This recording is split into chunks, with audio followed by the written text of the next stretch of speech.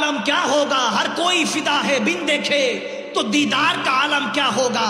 আরে আমার প্যারা নবীকে যারা দেখেছে, কাছ থেকে দেখেছে, কেউ আবু জাহেল হয়েছে, কেউ আবু বকর হয়েছে, যে বলেছে আমার নবী আমার মতো সে আবু জাহেলের মতো হয়ে গিয়েছে।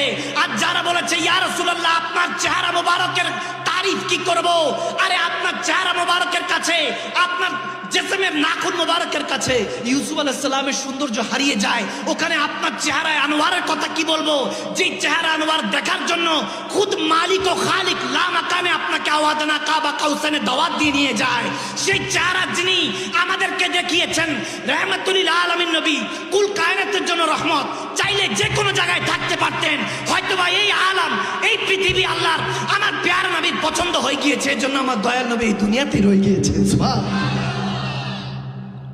সেই নবীর উম্মত যে আমার নবী নাকি ৮-১০টা মুর্দা মানুষের মতো মদিনাতুল মুনাওয়ারায় পড়ে আছে, নাউজুবিল্লাহ। আমরা খোদার ইজ্জতের কসম কোন মুর্দা নবীর কলমা পড়ি নাই, আমরা জিন্দা নবীর কলমা পড়েছি।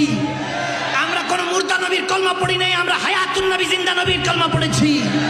দুই হাত তুলে বলুন আমার নবী মদিনাতুল মুনাওয়ারায় জিন্দা না মুর্দা? ভাইয়েরা আমার, আরে যারা মুর্দা বলেছে, আমার আলা হযরত বলে গিয়েছে जो मुर्दा का है वो मुर्दा है वल्लाह, जहन्नम में उसका नाम कुंदा है वल्लाह, तू जिंदा है वल्लाह, तू जिंदा है वल्लाह, मेरे चश्मे आलम से छुप जाने वाले या रसूलुल्लाह আপনি জিন্দা, আপনি আমাদের চোখের আড়াল কিন্তু মনের আড়াল না, ঠিক না?